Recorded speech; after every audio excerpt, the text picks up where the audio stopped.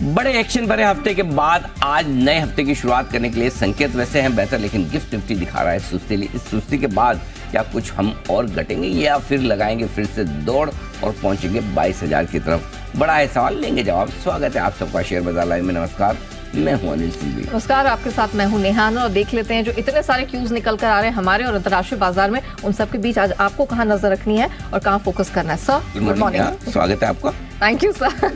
Sir triggers के साथ करें शुरुआत। बिल्कुल, ट्रिगर्स के साथ शुरुआत करते हैं। पहला ट्रिगर ये कि दीप छुट्टी पर है और नेहा आज आपके साथ हैं, और दूसरे 2 से लेकर 5 तक जो बाकी 4 ट्रिगर है वो आपके सामने रख दूं।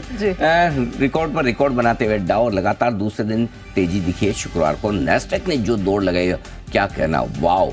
क्योंकि बड़े बड़े स्टॉक्स, फेसबुक जैसे शेयर 20% उछलते हुए दिखे। तो अमेरिकी बाजारों का पूरा विश्लेषण करेंगे, लेकिन कुछ अमेरिकी बाजारों से थोड़ी सावधान करने वाली खबरें भी हैं। अमेरिका में 10 साल की बॉन्ड यील्ड 4% के ऊपर है। डॉलर इंडेक्स 104 के आसपास है। कच्चा तेल कमजोर था, है और रहेगा, ऐसा लगता है। $77 के आसपास अब आता दिख रहा है। दमदार नतीजा है वीकेंड पर टाटा मोटर्स और इंडिगो में, चाहे यानी रोड हो या रेल या फिर एयर, तीनों ही जगह आप तेजी देख रहे हैं पैसेंजर्स की तरफ से। उसका असर नतीजों में दिख रहा है। एसबीआई के नतीजे मिले जुले रहे हैं, उसका भी विश्लेषण होगा। आज भी रिजल्ट्स के लिहाज से बड़ा दिन है आपके लिए।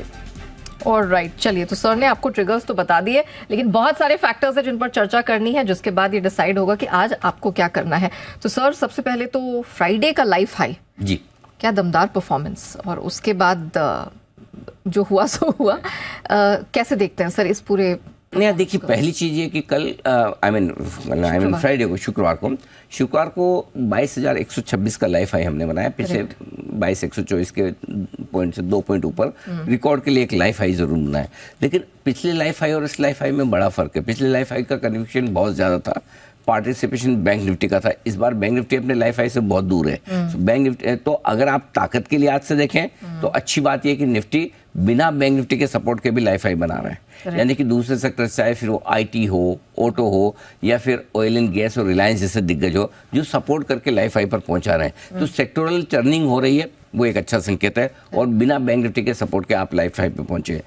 दूसरी ओर अगर आप देखें तो लाइफ हाई जो ये वाला बना वो कम भरोसे वाला था।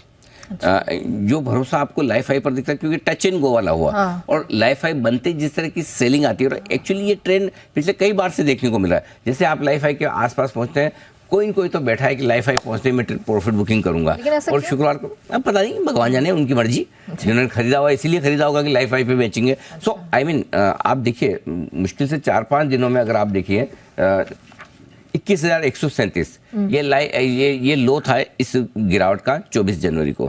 24 जनवरी से आप 4 फरवरी के बीच में, 4 को तो छुट्टी थी, 3-4 को 2 फरवरी तक, 2 फरवरी में ही आप देखिए करीबन 1000 पॉइंट बढ़ गए निफ्टी में, मुश्किल से 5-6 ट्रेडिंग सेशन में। तो कहीं ना कहीं एक तरफा बढ़िया तेजी बनी है, जिसमें 3 इवेंट का डर था लोगों को। एक बजट, अमेरिकी फेड की मीटिंग और साथ ही आपकी एक्सपायरी, तीनों को साथ लेकर लोग जो हल्के थे, उस हल्के बाजार में फिर ऐसा लोगों को लगा तीनों इवेंट निकल के कोई झटका नहीं लगा, चलो लेते हैं, सब लेते हैं, खरीदते हैं। तो उस खरीदने के मोमेंटम में शुक्रवार को यह भी नहीं लग रहा था कि 22,000 को इतना आसानी से पार करेंगे। लेकिन 22,000 छोड़ के आपने 22,126 का हाई बनाया, तो वहां पर प्रॉफिट बुकिंग जो आई है वो बनती थी डेफिनेटली, इसमें कोई डाउट नहीं है। और इन लेवल के आसपास थोड़ा आपको मार्केट वोलेटाइल होते हुए दिखेंगे। जो लोग प्रॉफिट बुक करना चाहते हैं उनके लिए अच्छे मार्केट है, जाहिर सी बात है, प्रॉफिट बुक करेंगे। जो लोग खरीदना चाहते हैं, लॉन्ग टर्म व्यू लेकर चल रहे हैं, उनके लिए मौका बढ़िया है कि आपके पास ज्यादातर इवेंट्स निकल रही है। अब बड़ी इवेंट क्या है, छोटी मोटी 8 तारीख की हमारी मॉनेटरी पॉलिसी, उसमें ज्यादा कुछ होना नहीं है। उसके बाद बजट है, उससे पहले आपका मैदान साफ है। मार्च में फेड की पॉलिसी आएगी, उस फेड की पॉलिसी में वैसे हम मान नहीं रहे कि ब्याज दरें बदलेंगी, घटेंगी। तो आपके पास इलेक्शन के पहले का कोई चीज बची नहीं है। लेकिन उससे पहले अगर आप देखेंगे तो सिर्फ लाइफ हाई हम नहीं बना रहे हैं, लाइफ हाई पूरी दुनिया बना रही है, स्पेशली अमेरिका। एग्जैक्टली। अब देखिए, तो इसका मतलब है कि हम ग्लोबल रैली में पार्टिसिपेट कर रहे हैं, तो थोड़ा सपोर्ट आपको ग्लोबल आता दिख रहा है, थोड़ा लिक्विडिटी सपोर्ट है, थोड़ा इवेंट के निकल जाने का सपोर्ट है, और थोड़ा हल्के बाजार होने का सपोर्ट है। जो फरवरी सीरीज की शुरुआत हमने हल्के नोट पर की थी, ये चारों फैक्टर थे जो बाजार को लाइफ हाई पर ले जा रहे हैं। लेकिन लाइफ हाई के आसपास और जो ट्रेंड आपने जनवरी के महीने में बाजार का देखा है, वो थोड़ा आगे कंटिन्यू होता हुआ दिख सकता है। वैसे भी फरवरी की सीरीज बहुत क्लियर कट नहीं होती बाजार के लिए, तेजी या मंदी के लिहाज से, तो थोड़ी वॉलेटिलिटी रहेगी, उतार चढ़ाव रहेगा, ये बात तय है। लेकिन सर मैं ग्लोबल क्यूज आपसे पूछूं उससे पहले आपकी जो प्रेडिक्शन थी डाउ के रन अप को लेकर, उसके रिकॉर्ड्स को लेकर, वो हमने पहला टारगेट आपका हिट होता हुआ देखा है। 38,500 का सर का पहला टारगेट था डाउ को लेकर। आगे भी सर ने टारगेट्स दिए हैं, लेकिन वो उस टारगेट से पहले सर ने क्या कुछ कहा था, आइए आपको एक बार सुनाते हैं। तमाम जितनी भी आशंकाएं हैं, अनिश्चितताएं हैं, ब्याज दरें ऊपर की तरफ है, महंगाई जैसा फेड चाहता है वैसे नीचे नहीं आती हुई दिख रही है, मैं बोल रहा हूँ उस सब के बावजूद अमेरिकी बाजार नए हाई बनाएंगे, इसकी मुझे पूरी उम्मीद है। और हमारा व्यू बहुत क्लियर है, दिवाली के दिन भी था, आज भी है, अमेरिकी बाजार नए हाईस की तरफ बढ़ रहे हैं। अमेरिका को लेकर मैं पॉजिटिव हूँ, बुलिश हूँ, और मुझे लगता है इवेंचुअली डाउ 38,500 39,000 की तरफ बढ़ेगा। 34,000 के डाउ से बोल रहे हैं 39,000 की यात्रा करने वाला है। Yes, global market first class, चकाचक, शानदार, अंदर में ताकत है, दिल में तेजी का मार्केट तेजी का मार्केट है। ये अमेरिका का मार्केट तेजी का मार्केट है। आपकी आंतरिक भावना, आप कैसा फील कर रहे हैं, तो मार्केट मजबूत फील कर रहा है। आग लगेगी डाउन में, लिख के रख लो, आग लगेगी। इवेंचुअली मुझे 42,000 का टारगेट दिखा है। 2024 आपके लिए ग्लोबल मार्केट से लिहाज से बहुत इंपॉर्टेंट है। सर 2.5 महीने पहले आपने इस बात का प्रेडिक्शन किया, फिर ठीक 1 महीने बाद आपने इस बात को रीइटरेट किया और अगले 3 दिन तक पूरे कॉन्फिडेंस के साथ, कन्विक्शन के साथ आपने 39,000 42,000 के लेवल की प्रेडिक्शन दी है। पहला वाला क्लियर भी हो गया। तो पहला वाला क्लियर हुआ है, 38,500 39,000 की रेंज में हम आ चुके हैं। और यहाँ अगला टारगेट जो इस साल के लिए 2024 के लिए हमने 42,000 का रखा है, हाँ। उसमें वक्त लगेगा। अब एक तरफा रैली यहाँ से नहीं होगी। अब इनफैक्ट अब अमेरिकी बाजारों पर भी हम थोड़े सावधान हो रहे हैं, क्योंकि हमारे बड़े टारगेट्स आ चुके हैं। यहाँ पर हल्की फुल्की प्रॉफिट बुकिंग हो सकती है। 500 पॉइंट ऊपर नीचे की एक अलग बात है, पर 38,500 39,000 के आसपास डाउ आपको रिस्क रिवॉर्ड रेशियो के लिहाज से बहुत फेवरेबल नहीं दिख रहा है। तो एक बार हल्की फुल्की थोड़ी बहुत प्रॉफिट या थोड़ा टाइम वाइज कंसोलिडेशन हो सकता है। सो अमेरिकी बाजारों में और उसके संकेत आ रहे हैं। देखिए कैसे आ रहे हैं संकेत। पहली चीज, अब ब्याज दरों को लेकर आपकी अनिश्चितता मार्च की मीटिंग नहीं, उसके अगले तक की क्लियर हो चुकी है, क्योंकि मार्च में क्लियर हो गया कि ब्याज दर घट नहीं रही, ठीक है ना। सो अब आपके पास नया ट्रिगर क्या है? नए ट्रिगर के तौर पे शुक्रवार को 2 ट्रिगर आए, पहली बार लंबे समय बाद। एक्चुअली हुआ ये कि जब फेड ने रेट नहीं घटाने का फैसला लिया है और ये संकेत दिया कि थोड़ा और लंबा रह सकता है, उसके बावजूद आपके बॉन्ड यील्ड्स घट कर आए थे। लेकिन शुक्रवार को पहली बार बॉन्ड यील्ड वापस बढ़े और 13 बेसिस पॉइंट बढ़कर 4% के पार निकले। ये अच्छा संकेत नहीं है, करेक्ट, पहली बार हुआ, इसलिए हम कोशिश है। पहली चीज। दूसरी चीज, 1% बढ़कर आपका डॉलर इंडेक्स 104 के ऊपर निकला है। सो आई थिंक ये दोनों संकेत मुझे ये कह रहे हैं कि अमेरिकी बाजारों में जो आपका टारगेट के आसपास, कई बार होता है कि जब टारगेट के आसपास पहुंच जाए तो थोड़ी शांति रखो। हालांकि नेस्डेक बहुत मजबूत दिख रहा है, फेसबुक जैसे रिजल्ट्स बहुत स्ट्रॉन्ग आ रहे हैं, बाकी कंपनियों के जो टेक कंपनियों के नतीजे बहुत मजबूत आ रहे हैं। तो उसके दम पर हमारा 2024 का जो सेक्टर ऑफ द ईयर है, जो हम पिछले नवरात्रि से, दिवाली से, न्यू ईयर से लगातार कह रहे हैं आईटी रहेगा मजबूत, उसको कोई नहीं रोक सकता। सो मेरे लिए पूरे अमेरिकी बाजारों से शुक्रवार के एक्शन से जो मेरे लिए सबसे बड़ा टेक अवे ये है कि नो डाउट मार्केट मजबूत है, बिल्कुल है, रहेंगे भी। कोई यू टर्न तुरंत ले ले वैसा नहीं, लेकिन 38,500 39,000 पर डाउ आने के बाद मैं थोड़ा सा कॉशियस रहूंगा कि वो पहले जो फुल कॉन्फिडेंस वाली तेजी ना, जहाँ खोने को कम और आने को ज्यादा हो, यहाँ पर अब आने को बहुत ज्यादा नहीं है एक बार। और 42,000 की अगली यात्रा जो करनी है डाउ को इस साल के लिए, उससे पहले थोड़ा समय बिताए, थोड़ा करेक्शन हो जाए तो उन मार्केट के लिए भी अच्छा है। ये हमारा व्यू अमेरिकी बाजारों पर इस वक्त है। ठीक है सर। सर स्ट्रैटेजी फिर आज के लिए? सर आज के लिए देखिए, सबसे पहली चीज़ तो ये कि संकेत वैसे आज के पहले बता दूं, ग्लोबल पॉजिटिव साइड पर, ये नेगेटिव कुछ भी नहीं है। ठीक है। एफआईएस के संकेत पॉजिटिव साइड पर है, डीआईज पॉजिटिव है, एफएनओ न्यूट्रल, सेंटीमेंट और trend positive side. No negative? Negative ऐसा मुझे तो कुछ लगा नहीं नेगेटिव जैसा। कुछ लोगों को ग्लोबल लग सकता है थोड़ा बहुत कि गिफ्ट निफ्टी नीचे या डाउ फ्यूचर्स नीचे, लेकिन मुझे नहीं लगता कि कोई ऐसे नेगेटिव जैसा कोई माहौल है। तो आज के लिए हमारी स्ट्रेटेजी जो है वो बताऊं, उससे पहले एफआईएस के डेटा यहीं डिस्कस करने चलेगा सर। एफआईएस ने कैश मार्केट में 71 करोड़ की खरीदारी की है शुक्रवार को, ठीक है। और वायदा कारोबार के आंकड़े यहाँ वो बहुत मजबूत है, 7,200 करोड़ की बड़ी खरीदारी है। सो जो फोमो वाला मामला है, जो मैं बार बार आपको कह रहा था कि ये इवेंट निकलने के बाद इस सीरीज की शुरुआत जो एफआई ने 22% इंडेक्स लोगों पे की है, हल्के होकर आए। आप देखिए 7,200 करोड़ के स्टॉक फ्यूचर्स खरीदना बड़ी बात है। Correct. तो शुक्रवार को जो आपने लाइफ हाई देखा वो एफआई की इस दमदार खरीदारी के पीछे हुआ, तो जोर से लेने आए। अब ये नहीं समझ आया कि इतना जोर से घटा क्यों।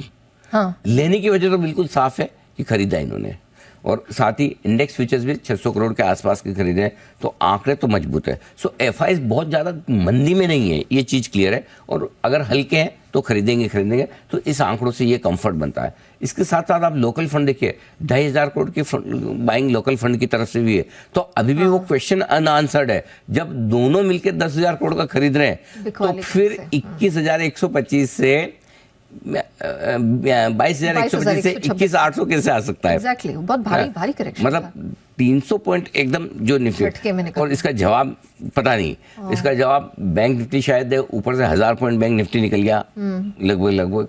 सो पता नहीं है, मतलब 800 पॉइंट के आसपास का बैंक निफ्टी का करेक्शन है। सो आई थिंक थोड़ा सा जो बिकवाली हुई है वो बिकवाली होती दिखी है आपके लिए ट्रेडर्स की तरफ से, HNI इन्वेस्टर्स की तरफ से, पोर्टफोलियो मैनेजमेंट वाले मान लें या फिर हेज फंड मान लें, जिन्होंने अपने थोड़े से ट्रिगर किए।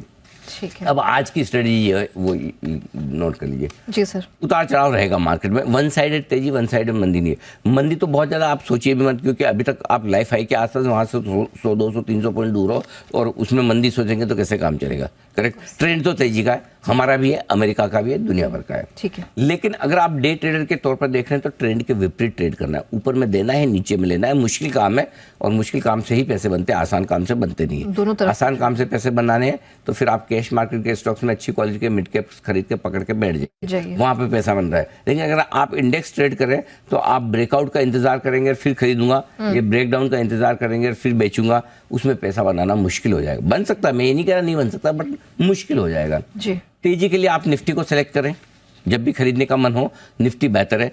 3 दिनों तक बैंक निफ्टी ने कोशिश की कि मैं बेहतर करूं, कोशिश की 3 दिनों तक, शुक्रवार को किया भी।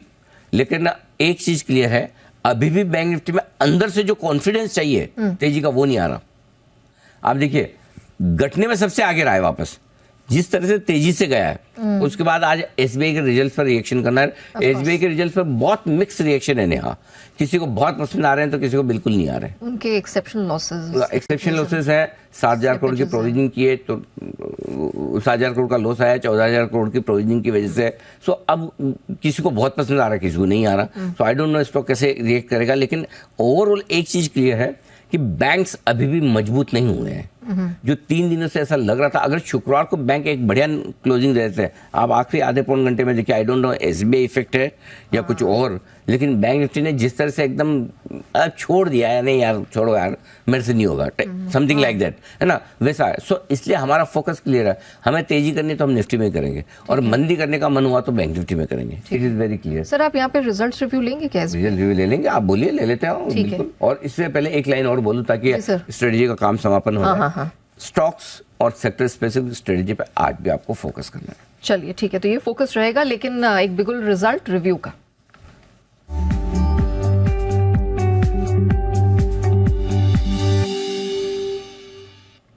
तो सर एसबीआई के साथ ही शुरुआत करेंगे या फिर टाटा मोटर्स? एसबीआई सबसे पहले, एसबीआई के फ्यूचर्स में मैं आपको लेवल्स दे देता हूँ। सपोर्ट 620 पर है, ऊपर का लेवल 665 का है, और आप बंद हुए एसबीआई के फ्यूचर्स का लेवल मैं भी निकाल देता हूँ, वो हुए लगभग 650 के आसपास। ठीक है, इन लेवल पर आपको फोकस करना है। अब क्या है कमेंट्री में मैं बता दूँ। पहली चीज, लोन ग्रोथ स्ट्रॉन्ग आई है, 14%, 13 से 14% का अनुमान था, लगभग उसी के आसपास लोन ग्रोथ आती दिखी है। मैनेजमेंट का ये मानना है कि निम्स स्टेबल रहेंगे, कोई ज़्यादा ऐसी दिक्कत वाली बात निम्स में नज़र नहीं आती, वो एक अच्छी बात है। लेकिन प्रोविजनिंग जो की है इन्होंने वेजेस और पेंशन के लिए, वो चिंता की बात है। 13,000 करोड़ के आसपास की प्रोविजनिंग करना, और वो प्रोविजनिंग बहुत तेजी से बढ़ी है, तिमाही दर तिमाही 11% बढ़कर रहे, तो वो थोड़ी सी चिंता की बात है। स्लिपेजेस, माफ़ कीजिएगा, प्रोविजंस बढ़े हैं और स्लिपेजेस बढ़े हैं।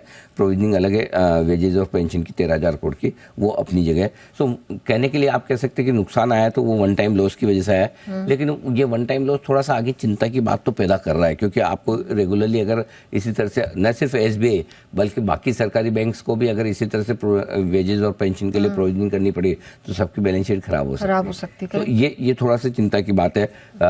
अब देखते हैं, वैसे ज़्यादातर ब्रोकरेजेस ने अपने टारगेट्स मेंटेन किए हैं, थोड़े बहुत कम ज़्यादा किए हैं। मेरा ये मानना है कि 620 के नीचे कमज़ोर होना होगा अगर, और मजबूत 665। तो अगर गैप से खुले ऊपर में 665 के आसपास आए, प्रॉफिट बुक करके इंतजार करें, नीचे 620 के आसपास आए, देखिए सपोर्ट लेता है वहाँ पर, ये लेवल पर आपको एसबीआई में नज़र रखनी है।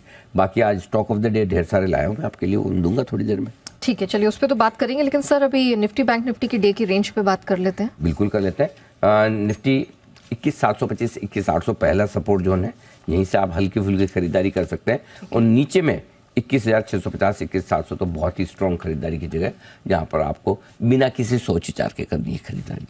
ऊपर 21,900 975 सप्लाई थोड़ी रुकावट की रेंज है, पार तो होगा नहीं, अगर हुआ तो 22,000 22,125 ये आपके लिए परफेक्ट सप्लाई जोन है, जहां पर आपको शॉर्ट भी करना है, लॉन्ग पोजीशन में प्रॉफिट भी बुकिंग करनी है। बैंक निफ्टी आज ये समझना मुश्किल हो रहा है कि बैंक निफ्टी कैसे बिहेव करेगा, क्योंकि एसबीआई को लेकर भी क्लियर कट राय लोगों में नहीं है। कुछ लोग कह रहे हैं कि रिजल्ट ठीक है, कोई दिक्कत नहीं है, कुछ लोगों का ये मानना है कि नहीं, मजा नहीं है, घट सकता है। 2 से 3% की रेंज लेकर चल रहे लोग, ऊपर या नीचे की, जिस तरह के व्यू आ रहे हैं। इसलिए बैंक निफ्टी एसबीआई के हिसाब से बिहेव करेगा। 45,550 45,675 पहला सपोर्ट जोन है, इसके ठीक नीचे 45,175 45,300 अगला बड़ा सपोर्ट आपको मिलेगा। माफ कीजिएगा, 45,075 45,200 बड़ा सपोर्ट मिलेगा। सो बेसिकली बैंक निफ्टी जहां बंद हुआ है 46,000 के आसपास, 1000 ऊपर 1000 नीचे की रेंज है बैंक निफ्टी के लिए ब्रॉडली, ठीक है, मतलब 2-2% के आसपास की, ठीक है ना। 2% नीचे 2% ऊपर का मूव, और सेम वही एसबीआई में निकल के आ रहा है, 2 से 3% ऊपर या 2 से 3% नीचे। सो उस हिसाब से आपको बैंक निफ्टी का डायरेक्शन लेना है। ऊपर की तरफ 46,175 46,300 ये आपके लिए ऊपरी रेंज है। 46,475 46,575 हायर जोन। एक चीज जरूर मैं कहना चाहता हूँ यहाँ बैंक निफ्टी के बारे में, अपसाइड लिमिटेड है। अगर एसबीआई घटा नहीं बढ़कर भी आया, बढ़कर आया तो ऊपर में प्रॉफिट बुकिंग आ जाएगी, नीचे में सपोर्ट 400-500 पॉइंट पे आ जाएगा, ज्यादा आएगा वो मुश्किल है, लेकिन ऊपर में 500-600 पॉइंट से ज्यादा की तेजी नहीं है, ये क्लियर है। तो बैंक निफ्टी में थोड़ा ऊपर में आपको हल्का होना है, थोड़ी प्रॉफिट बुकिंग करनी है, ये ध्यान में रखिए। ओके सर, इसी बीच एक बार पेटीएम पे फोकस कर देते हैं sir. Talk of the town है और बहुत सारी खबरें छन छन के आ रही है। ओवर द वीकेंड आपने भी बहुत सारी प्रिकॉशनरी रील्स निकाली और हमारे दर्शकों के सामने रखी है, एक बार उस पर भी जरा नजर डाल लेते हैं, फिर सर के साथ डिस्कशन करेंगे। ओके बेसिकली मैंने ट्वीट करके यही कहा, क्योंकि वीकेंड पे भी काफी लोग ये पूछ रहे थे कि क्या करना चाहिए क्या नहीं करना चाहिए पेटीएम के शेयर में। उनके पास पेटीएम के ऐप है, जो पेटीएम की सर्विसेज यूज कर रहे हैं ब्रोकरेजेस या फिर म्यूचुअल फंड के जरिए, तो उस पर मैंने ये रील भी डाली। लेकिन मैं 2-3 चीजें हैं जो मैं पेटीएम के बारे में बोला। एक राहत की बात ये मिली है कि कंपनी की तरफ से एक्सचेंजेस में फाइल हुआ है कि भाई न तो कंपनी के प्रोमोटर विजय शेखर शर्मा साहब पर, न कंपनी पर किसी तरह की ईडी की कोई इंक्वायरी चल रही है, क्योंकि सबको डर ये है कि ये जो आरबीआई का एक्शन हुआ है नए डिपॉजिट्स लेने का, नए पैसे लेने का, उसको लेकर अब आगे क्या कुछ चीज़ें और बढ़ सकती है। केवाईसी नियमों को लेकर जो चिंताएं हैं, जिस तरह से चाइनीज इन्वेस्टर्स भी पेटीएम में रहे हैं पुराने, उसको लेकर बहुत सारी बातें हो रही है। तो इस पे एक क्लैरिफिकेशन तो कंपनी की तरफ से आया, वो एक अच्छी बात है। दूसरी चीज जो बड़ा डेवलपमेंट हुआ है वो ये कि एक्सचेंज ने 20% की सर्किट को घटाकर 10% कर दिया। अब इसमें बड़ा सवाल है, एक और सपोज आज फिर से लोअर सर्किट 10% लगता है, तो जो 52 हफ्तों का इसका लो लेवल है 400 या लाइफ लो के आसपास 450 के आसपास वहाँ पहुँचता हुआ दिखेगा पेटीएम। अब क्या वहाँ रुक जाएगा? बहुत सारे लोगों को लगता है कि यार 2000 का शेयर 400 450 में मिल रहा है, मुंह में पानी आता ले लें। करेक्ट। और ऐसे खराब माहौल में ही शेयर सस्ता मिलता है। सही बात है। बहुत लोगों को लगता है कि यार ये तो मतलब जिस तरह से टूट रहा है बार बार 2018 2022 2024 बार बार आरबीआई की तरफ से कुछ ना कुछ एक्शन होता रहता है, अब क्या करें, या ये भाव में बेचे तो नुकसान भी बहुत हो रहा है, वो भी बात सही है। तो आई थिंक जब इस तरह की रेगुलेटरी एक्शन हो और बहुत ज्यादा अनिश्चितता हो, तो मैं जानता हूँ कि आपके दिल पे पत्थर रख के इस तरह का डिसीजन लेना बहुत मुश्किल काम है। हमें एडवाइस करना है तो शायद ज्यादा आसान होता है, लेकिन जिसके पास शेयर है और उसको भारी भरकम लॉस में बेचना हो, लेकिन कभी कभी आपको ऐसा दिल पे पत्थर रख के मजबूत डिसीजन लेना होता है, कैपिटल प्रोटेक्ट करनी होती है। ये समझिए कि एक स्टॉक में आपका गलत हुआ डिसीजन बाद में कहीं हो रहा, या फिर ये सोचिए कि भाई अगर मुझे तो 200 भी हो गया तो चिंता नहीं है, 250 हो गया, 300 हो गया, 100 हो गया, लेकिन मैं तो जब तक वापस कभी 1000 2000 नहीं होगा तो मैं वो रखने को तैयार हूँ। भाई नीचे की रिस्क में और देखने को तैयार हूँ Okay. और जब होगा तब होगा। लेकिन तो निकालना ये डिसाइड आपको करना है।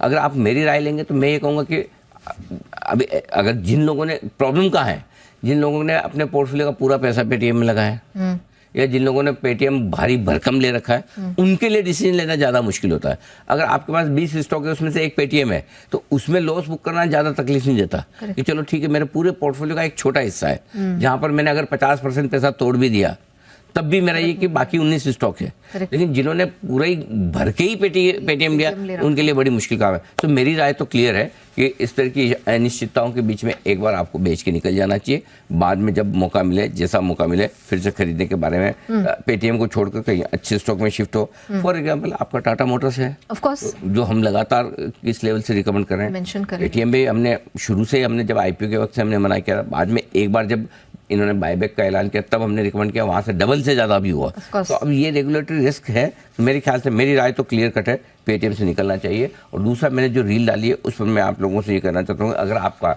पेटीएम से रिलेटेड कोई भी सवाल है, अगर आप किसी भी तरह की सर्विसेज ले रहे हैं, उस सर्विसेज में क्या आपको करना है, क्या नहीं करना है, तो आप प्लीज़ हमें सवाल अपने लिख के भेज दीजिए #AnilSinghvi पे। हम आपके सवालों के सारे जवाब देने की कोशिश करेंगे। कुछ लोग पूछ रहे हैं मैं SIP कर रहा हूँ, उस पर क्या फ़र्क पड़ेगा, मैं ब्रोकिंग कर रहा हूँ, क्या फ़र्क पड़ेगा, मैं फास्टैग इस्तेमाल कर रहा हूँ, क्या फ़र्क पड़ेगा, मेरे पैसे जो पड़े हैं पेटीएम के वॉलेट में या ऐप में, उसका क्या होगा।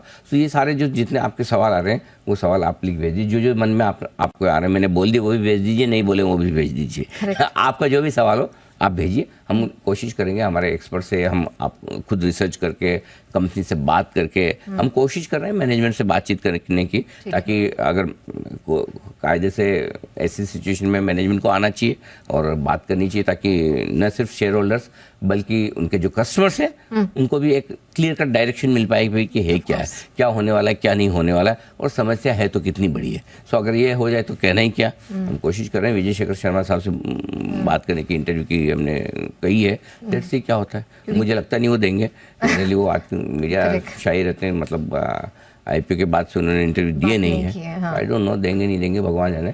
ठीक है, कैट की तरफ से भी हमने देखा कि काफी हिदायतें निकल कर आई कि रिटेल कारोबारियों की संस्था है कैट, वो भी बोल रहे हैं। आज हमारे ऑफिस में भी 1-2 लोग बता रहे थे कि कहीं जाकर पेटीएम करे तो वो शॉपकीपर मर्चेंट वो भी मना कर नहीं यार वो बंद होने वाला। मतलब ये लोगों के दिमाग में बैठ गया कि कुछ तो हो रहा है बड़ा। सो आई थिंक मैनेजमेंट क्लियर करेगा तो ज़्यादा बढ़िया है। ठीक है, चलिए, तो ये पेटीएम पर राय आती हुई, ऑफ कोर्स जैसे कि सर ने कहा कि अगर आपके कोई अतिरिक्त सवाल हैं किसी भी प्रकार के, तो आप सर तक ये सवाल पहुंचा सकते हैं और उन सवालों का निवारण, उन कंफ्यूजन्स को क्लियर करने का काम सर जरूर करेंगे। #AnilSinghvi पर आप अपना सवाल भेज सकते हैं। अच्छा sir, coming back to our strategies, PCR weak sir, ये सब हो गया, तो ये कंफर्टेबल है। ओके, अब मैं आपको स्टॉप लॉस दे दूं। निफ्टी पर इंट्राडे स्टॉप लॉस 21,800 का छोटा रखा है मैंने जानबूझ के। शुक्रवार का लो टूटे तो एक बार थैंक यू कर लीजिए। क्लोजिंग स्टॉप लॉस 21,700 है।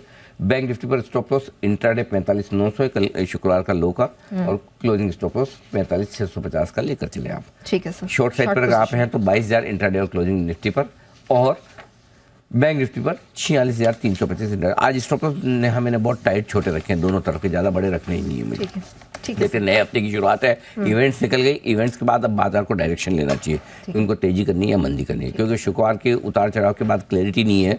आधे लोग बहुत तेजी में, आधे बहुत मंदी में, इसलिए हम छोटे स्टॉप लॉस के साथ ट्रेड करेंगे। Valid point. खरीदना है निफ्टी 21,700 21,800 के रेंज में 2 टुकड़ों में लीजिए। स्टॉप लॉस 21,625 का होगा। टारगेट 21,825 850 दो छोटे टारगेट हैं। 900 925 दो मीडियम टारगेट। 21,975 से 22,000 तक के टारगेट के लिए करनी है खरीदारी। बेचिए 21,925 22,025 की रेंज में निफ्टी को, और 22,125 का स्टॉप लॉस होगा आपका लाइफ हाई का। टारगेट 21,850 825 और 803 छोटे टारगेट हैं। 750 725 703 medium target. Thank you very much. ज़्यादा नहीं, 200 पॉइंट की रेंज के लिहाज से आपको ट्रेड करना है निफ्टी बैंक निफ्टी पर। अब आइए बैंक निफ्टी। बैंक निफ्टी में पहले बेचने की राय है। 46,175 46,300 की रेंज में आप बेच सकते हैं। स्टॉप लॉस आपका 46,500 का होगा। टारगेट जो बनकर आएंगे नेहा वो 46,075 46,025 दो छोटे टारगेट हैं। 45,900 45,725 और 45,675 तक के टारगेट के लिए यहाँ पर करनी है आपको बिकवाली। एग्रेसिव ट्रेडर्स सीधा 46,300 के स्टॉप लॉस के साथ बेच सकते हैं। अगर 46,300 पार हो जाए तो फिर काट लीजिएगा अपनी शॉर्ट, जैसा कि हमने शुक्रवार को भी कहा था कि 46,300 के ऊपर शॉर्ट मत रहिए। 46,900 तक गया ऊपर में बैंक निफ्टी, तो यहाँ पर आज भी 46,300 आपका स्ट्रिक्ट स्टॉप लॉस है, 300 पॉइंट ऊपर। टारगेट जो बनेंगे नहीं हम नीचे की तरफ वो है 45,725, 45,675 दो छोटे टारगेट है, 45,550, 45,450 और 45,375 तीन मीडियम टारगेट है, 45,200, 45,125 और 45,075 तक के बड़े टारगेट के लिए करनी है बिकवाली। ठीक है सर। And buying sir? हाँ, खरीदना है 45,450, 45,675 की रेंज में 3 टुकड़ों में लीजिए, 675, 550 और 450 एग्रेसिव ट्रेडर्स के लिए। स्ट्रिक्ट स्टॉप लॉस 45,200 का होगा, दूर है, अगर लगा पाए तो ही लीजिए, नहीं तो मत लीजिए। ठीक है। हाँ, क्योंकि नजदीक का स्टॉप लॉस बन नहीं रहा।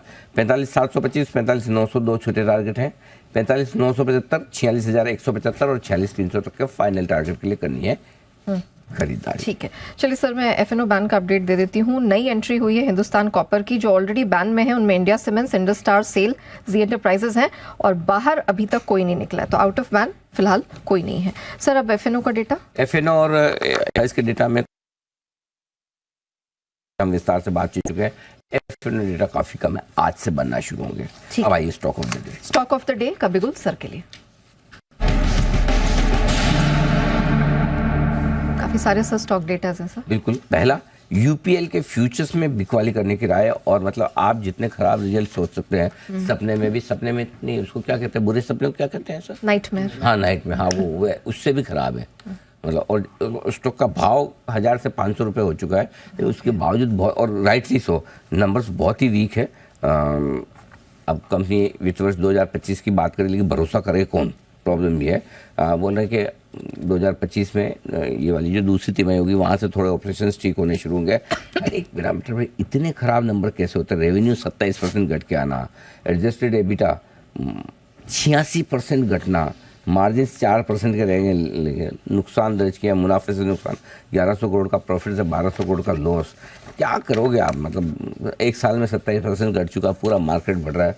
बट अब मतलब आपका मेन चीज़ क्या है कि खरीदे कौन? ऑफ कोर्स ये रिजल्ट देखने के बाद खरीदे कौन, और वो दूसरी तिमाही वित्त वर्ष 2025 की बोले तब देखेंगे, तब रिजल्ट अगर अच्छा है तो तब सोचेंगे। कोई बात नहीं, आदमी 400 में नहीं लेगा, 600 में ले लेगा, 300 में नहीं लेगा, 500 में ले लेगा, लेकिन आज क्यों ले? सो आई थिंक नंबर्स बहुत ही ख़राब है। 544 के स्टॉप लॉस से बेचिए, 515, 500, 485 तीन लेवल से फ्यूचर्स के, जिसके लिए बिकवाली करने के लिए आज का एक्सीडेंट ये हो सकता है। दूसरा खरीदारी करने का इरादा हम रखते हैं, वो है इंडिगो। वाह, एयरलाइंस मजबूत है, एयरलाइंस स्ट्रॉन्ग है, ऑटो स्टॉक्स मजबूत है, रेलवे स्टॉक्स मजबूत है, घूमो फिरो मजे करो क्या। तो इंडिगो के रिजल्ट्स लगातार तीसरे क्वार्टर बहुत बढ़िया नंबर्स आते हुए दिख रहे हैं। कॉस्ट कम की है, उससे इनके मार्जिन्स इंप्रूव हो रहे हैं, गाइडेंस इन्होंने और बढ़ाया है। मतलब आप जो कुछ अच्छा देखना सुनना चाहते हो, सब कुछ इन नंबर्स में है, और मुझे लगता है 4-5% बढ़ने जैसा कैंडिडेट अभी भी इंडिगो है। 3080 के स्टॉक लॉस से आप खरीद सकते हैं, 3200 और 3250 ऊपर के रेंज है, थोड़े बड़े लेवल से वहाँ तक जाने की संभावना बनती है। हो सकता है थोड़ा उसके ऊपर भी जाए, बहुत गैप से ना खुले तो खरीदने का मौका ये देगा। और बाद में 9 बजे भी मेरे पास आपके लिए स्टॉक ऑफ द डे 2-3 है। ओके, और सर आईपीओ का डिस्कशन भी आप वहीं करेंगे? बिल्कुल बिल्कुल, सब करेंगे, चिंता मत करिए। ठीक है, चलिए तो आगे भी आपको स्टॉक ऑफ द डे की लंबी चौड़ी लिस्ट है, एंड ऑफ कोर्स आईपीओ का हम विश्लेषण तो करेंगे, लेकिन आइए हमारी पूरी रिसर्च टीम हमारे साथ रेडी हो चुकी है।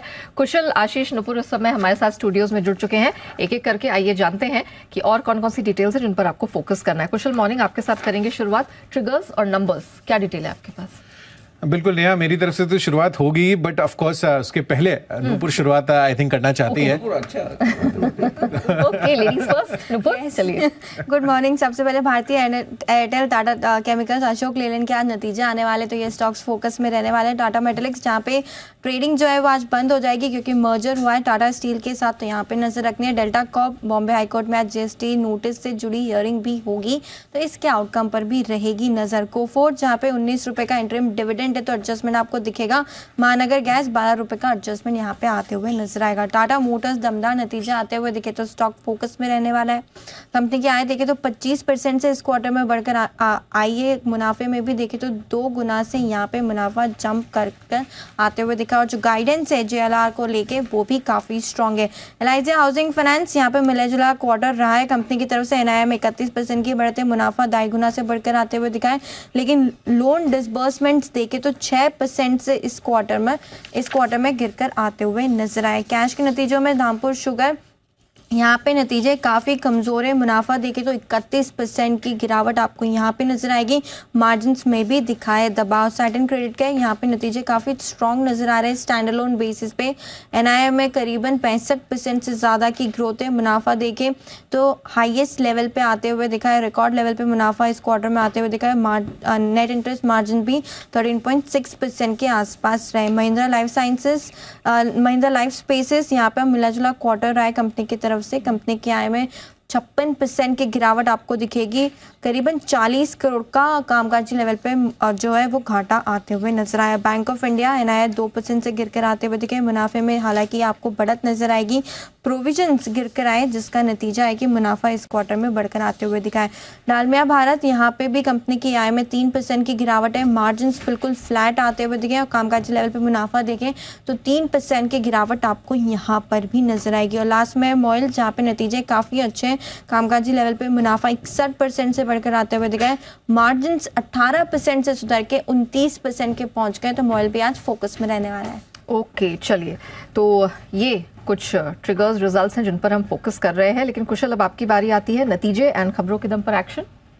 बिल्कुल नेहा, आप देखिए नतीजों के लिहाज से सामी होटल्स पर नंबर्स फोकस कर चलिए। नंबर्स अच्छे दिख रहे हैं। इनफैक्ट रेवेन्यू 40% ग्रो करता हुआ दिखा है। मार्जिन्स कंपनी की 32.5% थी, इस बार हल्के से डिप हुए हैं 31.7% पर। बट ओवरऑल अगर आप कंपनी का घाटा देखेंगे एक्सेप्शनल लॉस हटाकर तो करीबन 6 करोड़ का ही घाटा कंपनी का होता हुआ दिखा है। पिछले साल ये आंकड़ा घाटे का 80 करोड़ रुपए का था, तो वहां पर थोड़ा सुधार हमें देखने को मिला है एंड ओवरऑल नंबर्स ठीक ठाक है। टीटागढ़ रेल सिस्टम्स नंबर्स अच्छे दिख रहे हैं। 9% से बढ़कर 12% के मार्जिन है। कंपनी का मुनाफा 33 करोड़ से बढ़कर सीधा 75 करोड़ पर हो गया है। तो कंपनी की बॉटम लाइन और ऑपरेशनल लिहाज से बढ़िया प्रदर्शन है। Krishna institute of medical science, यहां पर नंबर्स कमजोर दिख रहे हैं। मार्जिन घटे हैं 26.8% से घटकर 24.2%। आय फ्रंट पर 8% तक की गिरावट है और जो मुनाफा है वहां पर भी 5% का फॉल है 72 करोड़ पर। सीडीएसएल नंबर्स अच्छे दिख रहे हैं। रेवेन्यू फ्रंट पर 52% की ग्रोथ कंपनी ने दर्ज कर दी है। साथ ही कंपनी की मार्जिन भी 100 बेसिस पॉइंट्स बढ़कर 61.2%, मुनाफा 43% की ग्रोथ यहां पर भी है। एफएल इंडिया नंबर्स अच्छे हैं बट मार्जिन्स पर स्लाइड डिप है। 21.2% के मुकाबले अब 19.4% के मार्जिन्स कंपनी के आए हैं। मुनाफे में 11% का उछाल है और आय फ्रंट पर भी 33% की ग्रोथ दिखाई है कंपनी ने। जनवरी महीने का बिजनेस अपडेट है। एमएनएम फाइनेंशियल सर्विसेज का डिसबर्समेंट्स यहां पर 11% बढ़कर 4,440 करोड़ पर आती हुई दिख रही है। कलेक्शन एफिशिएंसी सालाना आधार पर बिना बदलाव के 95% पर अभी भी बनी हुई है। आईपीओ के लिहाज से अपीजे सुरेंद्र पार्क, ये होटल्स, इसका आईपीओ खुलने वाला है। 7 फरवरी तक ये आईपीओ खुला रहेगा। प्राइस बैंड 147 से 155 रुपए प्रति शेयर है और कंपनी ने एंकर बुक के जरिए करीबन 409 करोड़ रुपए जुटाए हैं। उसमें बढ़िया निवेशक जो है Nippon life, ICICI prudential, HDFC life, quant mutual fund जैसे बड़े फंड हाउसेस शामिल हैं। खबरों के लिहाज से ओएनजीसी, रिलायंस, ऑयल इंडिया, ये तमाम जितनी भी ऑयल एंड गैस स्पेस की कंपनियां हैं इन पर फोकस रखिए क्योंकि क्रूड पेट्रोलियम पर विंडफॉल टैक्स में बढ़ोतरी की गई है। 1700 रुपए प्रति टन से बढ़ाकर अब 3200 रुपए प्रति टन इन्होंने कर दिया है। हालांकि डीजल, एटीएफ और पेट्रोल टैक्स को 0 ही रखा गया है। नई दरें आज से लागू हो जाएंगी। इनफैक्ट अंत में जी एंटरटेनमेंट ये फोकस में रहने वाला है। बड़ी राहत मिलती हुई दिख रही है। सिंगापुर इमरजेंसी आर्बिट्रेटर ने सोनी की अर्जी को ठुकरा दिया है और इमरजेंसी आर्बिट्रेटर ने कहा है कि जील को एनसीएलटी जाने से नहीं रोक सकते। चलिए नूपुर, आपकी बारी आती है। बताइए और कौन कौन सी खबरें जहां नजर रखने की जरूरत है। बिल्कुल, औरबिंदो फार्मा पर नजर रखने नेगेटिव खबर आती हुई दिखी कंपनी के लिए। जो ऑब्जर्वेशन मिले थे यूएसएफडीए की तरफ से, 9 कंपनी का कहना है कि कुछ प्रोडक्शन लाइंस यहां पे बंद कर दी गई है। कंपनी इस पर काम कर रही है और गंभीरता से इन पर जो है वो काम करती हुई आपको नजर आएगी। साथ ही साथ सुपर ये भी खबर आई है कि यूरेगा फार्मा के साथ एसेट परचेज एग्रीमेंट किया गया है जहां पे हिस्सा बिक्री के लिए कंपनी को $110 करोड़ के आसपास मिलती हुई दिखेगी आपको रकम। मुंबई फोकस्ड इंफ्रा कंपनीज और ई बस मेकर्स पर भी आज फोकस करके चलना है क्योंकि बीएमसी FY25 का बजट आते हुए दिखा है जहां पे बीएमसी ने FY25 के लिए रिकॉर्ड बजट पेश किया है। पिछले साल के मुकाबले इस साल 10.5% से ये बढ़कर जो है वो बजट पेश किया गया। तो इन कंपनीज पर रहेगा फोकस। आयशा मोटर्स, जहां पे कंपनी ने स्मॉल कमर्शियल व्हीकल सेगमेंट में प्रवेश कर लिया है। जनवरी मार्च 2025 से स्मॉल कमर्शियल व्हीकल का जो रोल आउट है वो कंपनी करती हुई नजर आएगी। जुबिलेंट फार्मा, यहाँ पर भी नेगेटिव खबर आपको दिखेगी। 2 फरवरी को यूएसएफडीए ने सब्सिडी की जो है वो ऑडिट की थी और उस ऑडिट के बाद 4 आपत्तियां यहाँ पे जारी की गई है। तो ये स्टॉक भी फोकस में रहेगा। कोचिन शिपयार्ड, जहाँ पे कंपनी ने भारतीय सेना के साथ 150 करोड़ का एक करार किया है। 2 इंडियन नेवल जो वेसल्स है उनके लिए इस करार को किया गया, तो पॉजिटिव न्यूज़ है कोचिन शिपयार्ड के लिए। JSW एनर्जी जहाँ पे सब्सिडी को एक नया ऑर्डर मिलते हुए दिखा है solar energy corporation of India की तरफ से, करीबन 70 करोड़ का ये ऑर्डर है, तो JSW एनर्जी भी आज फोकस में रहेगा। सिग्नेचर ग्लोबल जहाँ पे हरियाणा में हाउसिंग प्रोजेक्ट डेवलपमेंट के लिए कंपनी ने एक बड़ा करार किया है, तो पॉजिटिव न्यूज़ है सिग्नेचर ग्लोबल के लिए। और लास्ट में टूरिज्म फाइनेंस कॉर्पोरेशन जहाँ पे क्वांट म्यूचुअल फंड ने करीबन 6 लाख शेयर 208 के भाव पे खरीदे, तो टूरिज्म फाइनेंस कॉर्पोरेशन फिर से आज फोकस में है। चलिए, तो ट्रिगर्स, नतीजे और खबरों के दम पर कहाँ कहाँ रहेगा एक्शन ये हमने जान लिया, लेकिन फॉरेन ब्रोकरेजेस की नजर कहाँ है, आइए ये भी जान लेते हैं।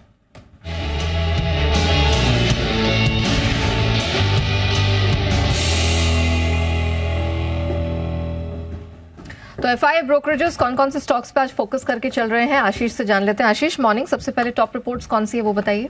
मॉर्निंग नेहा, देखिए सबसे पहले टाटा मोटर्स, यहाँ पर बड़ी शानदार बढ़िया रिपोर्ट्स आई। अच्छा, 8 ब्रोकरेज हाउस की रिपोर्ट्स है मेरे पास और 8 में से 8 ब्रोकरेज हाउस ऐसे हैं जिन्होंने टारगेट प्राइस बढ़ाया है। जेफरीज खरीदारी की राय दे रहे हैं, 950 से लक्ष्य को बढ़ाकर 1100 कर दिया है। 1057 का टारगेट बढ़ाकर नोमिरा दे रहे हैं खरीदारी की राय के साथ। HSBC भी होल्ड की राय दे रहे हैं, लेकिन टारगेट प्राइस पहले 730 का था, अब बढ़ाकर 920 कर दिया है। 1028 का टारगेट दे रहे हैं। मैक्वायरी आउट परफॉर्म की रेटिंग के साथ टारगेट इन्होंने भी बढ़ाया है। 880 के करीब का भाव चल रहा है और सभी मान रहे हैं कि नतीजे हर पैमाने पर अगर आप देखें और कंपनी के जो आउटलुक है वो काफ़ी बढ़िया लग रहा है। और इसी के चलते FY 24-26 EPS का जो फोरकास्ट है वो जेफरीज ने 7 से लेकर 11% बढ़ाया है। मॉर्गन स्टैनली भी मान रहे हैं कि हर लिहाज से आप देखें कि नतीजे काफ़ी अच्छे हैं। और नोमेरा मान रहे हैं कि अभी भी FY 26 फॉरवर्ड के हिसाब से 5 टाइम्स एबिटा पर चल रहा है, तो स्टॉक यहाँ पर फोकस में रहेगा। इसके अलावा स्टेट बैंक ऑफ इंडिया, यहाँ पर भी आपको नतीजों का इम्पैक्ट देखने को मिलेगा। ब्रोकरेज हाउस की तरफ से रिपोर्ट आई है। CLS से खरीदारी की राय दे रहे हैं, लक्ष्य 700 रुपए से बढ़ाकर 800 कर दिया है। नोमेरा खरीदारी की राय दे रहे हैं, लक्ष्य 655 से बढ़ाकर 755 कर दिया है। लेकिन गोल्डमैन सैक्स ने खरीदारी की राय के साथ लक्ष्य जो है 686 से घटाकर 677 कर दिया है। 650 रुपए का भाव चल रहा है। ये मान रहे कि नेट इंटरेस्ट मार्जिन जो है थोड़े से हल्के यहाँ पर देखने को मिले और वन ऑफ एक्सपेंसेस भी हैं, तो इसका भी इम्पैक्ट यहाँ पर आपको देखने को मिलेगा।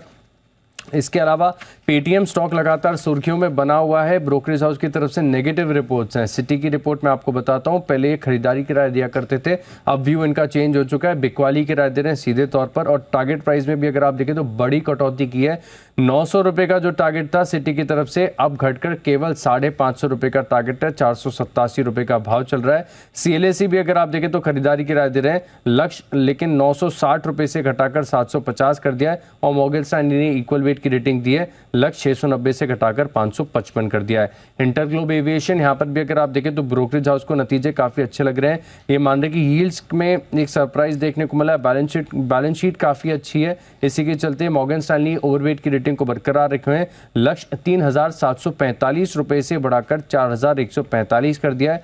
JP मॉर्गन की तरफ से भी अगर आप देखें तो टारगेट प्राइस इंक्रीज आया। गोल्डमैन सैक्स ने भी खरीदारी की राय दी है, लक्ष्य 3080 रुपए से बढ़ाकर 3500 कर दिया है। 3127 रुपए का भाव चल रहा है। ओके, और इसके अलावा भी कोई रिपोर्ट है जहां फोकस करना है? LIC हाउसिंग फाइनेंस, यहाँ पर भी नतीजों का इम्पैक्ट है। CLSA की तरफ से रिपोर्ट आई है, डाउनग्रेड कर दिया गया है। पहले खरीदारी की राय दिया करते थे, अब आउट परफॉर्म की रेटिंग दे रहे हैं। टारगेट प्राइस हालांकि एडजस्ट किया, 575 रुपए से बढ़ाकर 725 कर दिया। 634 रुपए का भाव चल रहा है। मॉर्गन स्टैनली इक्वल वेट की रेटिंग को बरकरार रखे, 495 का टारगेट दिया है। टोरेंट फार्मा, यहाँ पर अगर आप देखें तो CLSA की तरफ से नतीजों के बाद आया है डाउनग्रेड और टारगेट प्राइस 1880 रुपए से बढ़ाकर 2800 कर दिया है। 2526 रुपए का भाव चल रहा है। जेफरीज खरीदारी की राय दे रहे हैं, लक्ष्य 2750 रुपए से बढ़ाकर 2930 कर दिया। और EPS के एस्टिमेट्स में अगर आप देखें तो 1 से 2% की बढ़ोतरी की है। मैनकाइंड फार्मा, यहाँ पर JP मॉर्गन की तरफ से रिपोर्ट आई है, अपग्रेड कर दिए गए, न्यूट्रल से अब ओवरवेट की रेटिंग दे रहे हैं। और टारगेट प्राइस में भी अच्छी खासी बढ़ोतरी की है, सीधे 1800 रुपए से बढ़ाकर 2370 रुपए का इन्होंने टारगेट दिया। 2035 रुपए का भाव चल रहा है। और मैक्वायरी भी अगर आप देखें तो सिमिलर आउट परफॉर्म की रेटिंग के साथ 2300 रुपए का टारगेट दे रहे हैं। डिलीवरी, यहाँ पर आप देखिए अच्छी रिजल्ट आए तो इसका इम्पैक्ट है। जेफरीज खरीदारी की राय देने, लक्ष्य 630 से बढ़ाकर 665 कर दिया है। CLSA ने भी खरीदारी की राय के साथ टारगेट प्राइस इंक्रीज किया है। और मॉर्गन स्टैनली इक्वल वेट की रेटिंग के साथ अभी भी अपने व्यू पर बरकरार है। मेड प्लस हेल्थ यहाँ पर नौमेरा खरीदारी की राय दे रहे 974 रुपए का टारगेट दिया है। देवयानी इंटरनेशनल पर सीएलएसए की तरफ से रिपोर्ट आई है, आउट परफॉर्म की रेटिंग को बरकरार रखा है, लक्ष्य 212 से घटाकर 196 कर दिया है। ऑरबिंदो फार्मा यहाँ पर अगर आप देखें तो इनकी एक सब्सिडरी से 9 ऑब्जर्वेशन मिले हैं। मैक्वारी आउट परफॉर्म की रेटिंग दे रहे हैं, 1300 रुपए का टारगेट है। ओमान में कुछ बड़ा इंपैक्ट यहाँ पर देखने को नहीं मिलेगा, 1067 रुपए का भाव चल रहा है। और अंत में एम्फेसिस यहाँ पर सिटी की तरफ से रिपोर्ट आई है, बिकवाली के राय को बरकरार रखा और टारगेट प्राइस में मात्र 15 रुपए की कटौती की है। हालांकि करंट मार्केट प्राइस से नीचे का टारगेट है, 2560 रुपए का भाव है, 2400 रुपए के इनकी तरफ से टारगेट है। ढेर सारी रिपोर्ट्स और इन रिपोर्ट्स में दिखेगा भरपूर एक्शन और इसी एक्शन को आगे बढ़ाने के लिए एक्सपर्ट्स का दमदार पैनल है हमारे साथ तैयार और वक्त है सोमवार की सुबह पिक ऑफ द वीक का।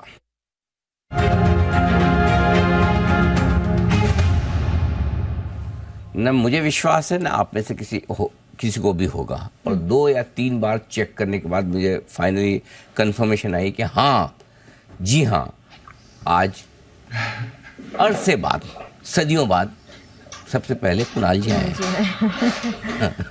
Kunal ji, can you believe it?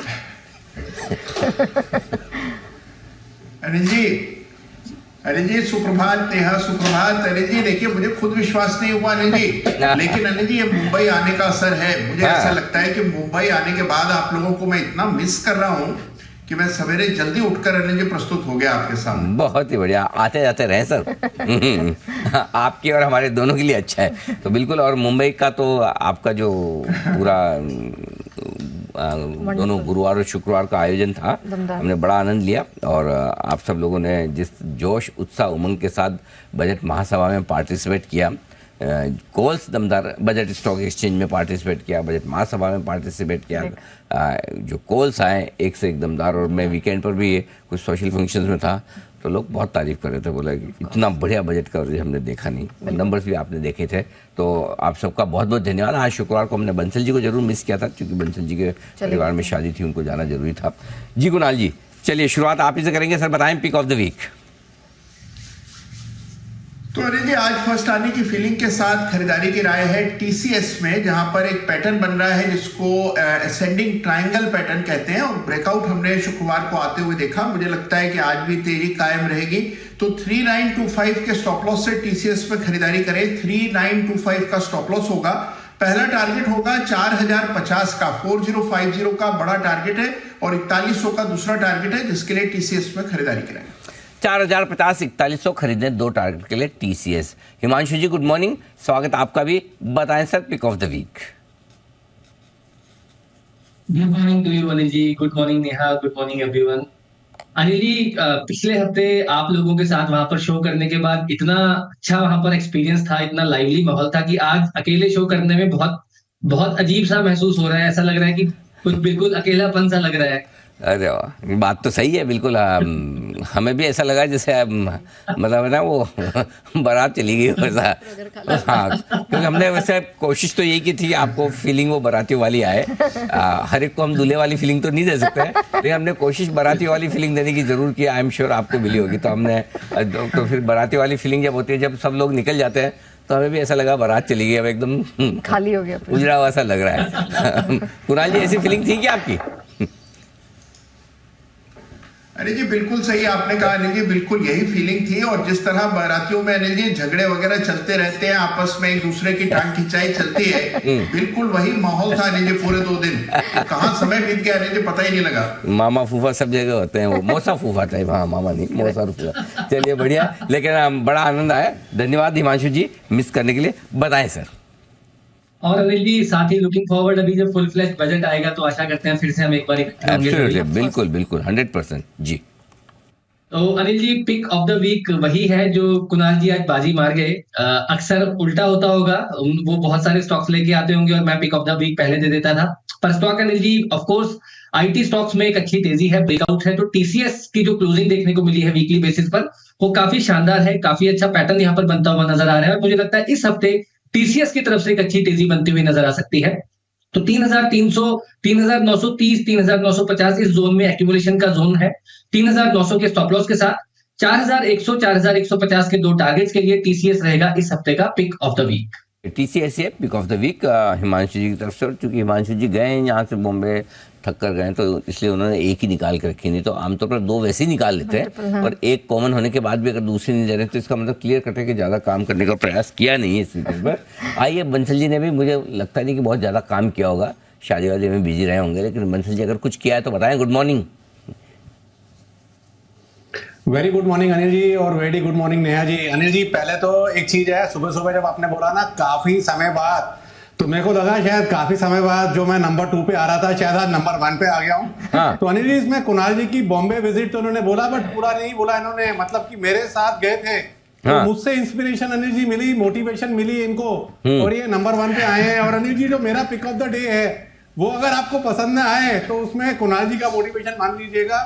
और दूसरा अनिल जी, ये हिमांशु जी भी बॉम्बे गए थे, इन्होंने भी अनिल जी पावर देखी अनिल जी, लोग मेरे को पहचानते हैं आपकी वजह से। और इनको अनिल जी वहां लोगों को रोक रहे थे फ्लाइट के अंदर, छोटा मतलब कि 6 किलो का लगेज बैग भी ले जाने के लिए, और हिमांशु जी जब निकले तो उन्होंने धन्यवाद बोला, बंसल जी आपके कारण मैं भी बच गया। तो अनिल जी, आप जिन लोगों को भी डाउट होता है कि मैं ऐसे ही बोल देता हूँ, हिमांशु जी लाइव एग्जांपल है।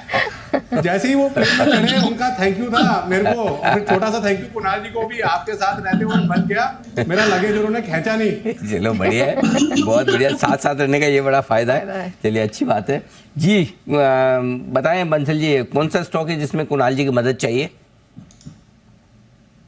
मदद नहीं चाहिए अनिल जी, जैसे कुणाल जी मुझसे मोटिवेट होकर नंबर 1 पे आ गए, तो कुणाल जी नेस्ले टाइप स्टॉक्स लेते हैं पिक ऑफ द डे में, पिक ऑफ द वीक में। तो मेरा भी Anil ji pick of the week है फाइजर पे खरीदारी की राय है, 4659 के अराउंड की क्लोजिंग है, 4430 का लगा रहे हैं स्टॉप लॉस, 5091 5091 के एक मुश्त टारगेट के लिए फाइजर पे खरीदारी की राय है। और ये जो एमएनसी स्टॉक्स है, मतलब कि कुणाल जी से प्रेरित होकर इनकी कंपनी में रहने के बाद आज पिक ऑफ द वीक मैंने ये दिया है। चलो बढ़िया, तो पिक ऑफ द वीक आज मल्टीनेशनल फार्मा कंपनी फाइजर यहाँ पर खरीदारी करने की राय 5091 5091 ये होगा आपका target. Mehul ji, good morning sir, आपकी pick of the week. Good morning Anil ji, पहले तो मैं भी कहना चाहूंगा बहुत बहुत धन्यवाद, बहुत ही अच्छा एक्सपीरियंस है। मैं पहली बार स्टूडियो आया था और सच में बहुत अच्छा लगा आके। यहाँ से जो बात करते हैं उससे काफी अलग था, काफी लोगों को पर्सनली मिला, किसी से नहीं मिला था पैनल में, तो पहली बार जो मिला सबसे काफी कुछ पता चला लोगों के बारे में। कोई ऐसी बात बताओ जो अंदर की पता चली हो। हम बार बार तो हमें सबकी पता है, आप पहली बार मिले तो आपका एक्सपीरियंस ज्यादा काम का, या अलग से बताओगे तो फोन करूं? हाँ, तो आप अनिल जी, आप वैसे तो कॉल नहीं कर, मुझे पता है, तो इसी बहाने से कॉल कर देना, मैं आपको बता दूंगा क्या क्या हुआ था। बिल्कुल, बातें होंगी। मैं भी मेहुल जी से साक्षात पहली बार ही मिला, फर्स्ट टाइम ही मिला, बिल्कुल पहली बार ही मिला, हम सबकी मुलाकात पहली बार। धन्यवाद मेहुल जी आने के लिए। बिल्कुल बताएं सर। आज की जो मेरी पिक ऑफ द वीक है दैट इज कैस्ट्रॉल इंडिया। पहले तो स्टॉप लॉस टारगेट 185 का स्टॉप लॉस रहेगा, 215 का टारगेट रहेगा, 195 के आसपास इसको खरीदिएगा। देखिए 2015-2016 के बाद ये ब्रेकआउट आया है। इंटरेस्टिंग चीज ये है कि वॉल्यूम्स के साथ ब्रेकआउट आया, बट इतना वॉल्यूम्स हमने 2015 में वीकली तौर पर देखा था, तो कुछ तो भी ये काउंटर में हो रहा है, कुछ एक्यूमुलेशन हो रहा है और एक बड़े मूव की तैयारी है। मल्टी ईयर ब्रेकआउट है, तो बाय कीजिए कैस्ट्रॉल इंडिया, 185 का स्टॉप लॉस, 215 का टारगेट। ओके, कैस्ट्रॉल है 215 के लक्ष्य के लिए करें खरीदारी। गुड मॉर्निंग जय, आपका भी बहुत बहुत स्वागत है। बताएं आपकी पसंद का शेयर इस हफ्ते के लिए।